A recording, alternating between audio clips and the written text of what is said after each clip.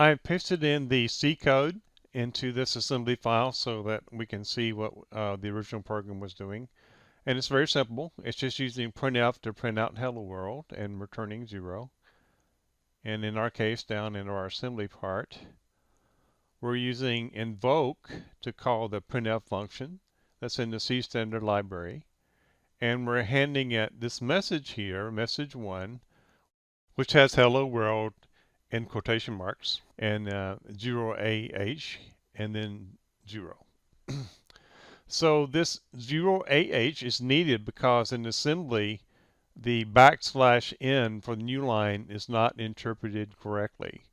So if we were just to put in \n in assembly and then call printf, it would print out \n. So this is because the assembly preprocessor doesn't interpret that correctly. So we have to kind of manually do the same thing. If you look up this 0AH in the ASCII table, it will show you that it's the new line character, the code, the ASCII code corresponding to new line. We also need this 0 on the end right there. We have to explicitly put the null terminating character in our assembly strings. It's not done automatically for us like it is in C. So two things to take note of. And then notice also we're using ADDR message. Now message is a string. And in C, we don't really have to the reference character for the string. In assembly, we actually have to say, okay, give me the address of the message. I want to pass the address of the message to printf. And that's because unless you do that, in assembly, at least in MASM, when we pass message 1 like this, if we took out the ADDR, printf would try to interpret these first characters in this string here as being an address. So it would look up HELL, kind of interesting. That would be the address it would be trying to use. And then actually it'd be more characters than that. But anyway, you get the idea. It would be trying to interpret those characters as an address, and of course it would probably cause the program to crash.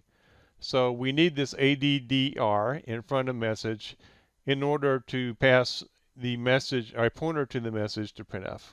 Okay, in the second example, this is the C code that we're trying to emulate with assembly. It's pretty simple. We have an integer that we're setting equal to 5, and then we're just going to print it out and say the number is in colon 5. So let's go down and look at our assembly code. So we have our prototype for printf.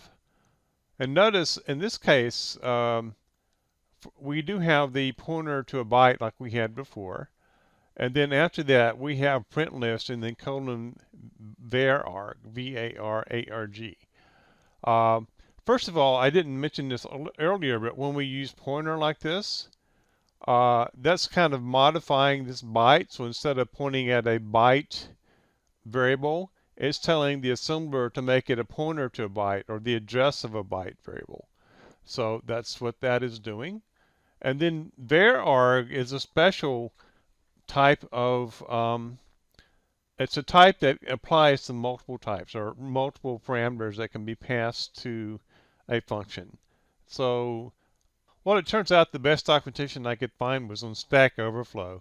So you can see the my reference up here for where I found this. And it talks about printf being a variadic function. And since C99, the specification for C as defined in 1999, gave this format for it, and for the variable arguments part of printf in terms of a prototype, you use this ellipsis. So that defines the variable arguments, and then in assembly, instead of using that, we actually top out the word varargs. So that's kind of hopefully a recently good definition of that. Okay, I've got my prototypes here for my printf, and then also exit because I'm using the exit library function to make my program in quickly. So here's my format string for printf I'm using in this example. In this case, I have a %d, so I'm going to be printing out an integer. And then here's my message string that I'm going to print out. Here's an integer, an SD word, 32-bit signed integer. And then here in my code, I'm going to put 5 into number. And number is a variable, so I just say it's equivalent to number is equal to 5. And then I will invoke printf, give it that format string, also give it the message string that I'm printing out, and then the number. So this is %s and then %d parts. So if I run this, you see it runs properly and prints out the numbers 5.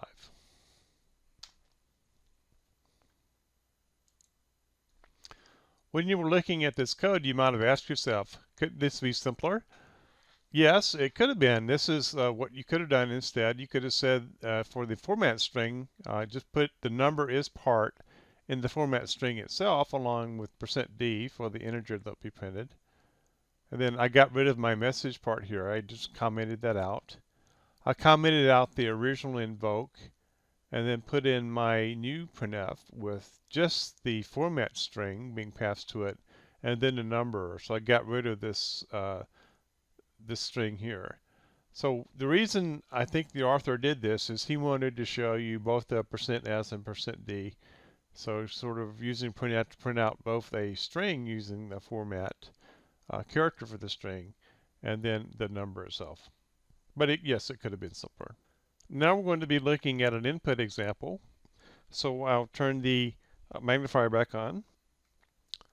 In this example, we're going to be looking at inputting a number, letting the user input a number. We're going to be using scanf. And notice when we call scanf, we give it the format string, %d, but we have to put an ampersand in front of number. And as you see, a number is an integer, signed integer. So we're going to tell the user to enter the integer. We'll use scanf to read it in. And then we'll use printf to print out the result. Okay, here's the assembly example. So we have, again, some prototypes. We have printf prototype as before, but notice scanf, as far as its prototype list, it takes the scan list also at the end, just like printf does. And that type is defined to be var_arg, in other words, a variable number of arguments. So this time we're going to be asking the user to enter an integer. So we have the message here, message1 for defining that. And then once they've done that, then we're going to print out the integer that they entered. We have our input format string, %d. Of course, all our strings have to be ended with a null character, the terminating character, so we have those. And then we have, we're going to be printing out the prompt string. Then we're going to be doing the scanf. We have the input format and the number that we'll be putting that into the number, in this case num1, which is defined, I'm sorry, just num, defined to be an SD word up here. And notice that we're using the ADDR sort of definer or the directive in front of num to tell the assembler that we want to be using the address of num, not the value of num. So we'll be handing the address of num to scanf, and then we're going to print out the result using the printf that you see here. So I'll run it and just make sure this is working. So we're going to enter an integer. I'll just say 12. And it gave me back the number that I entered, so it's working as we expected.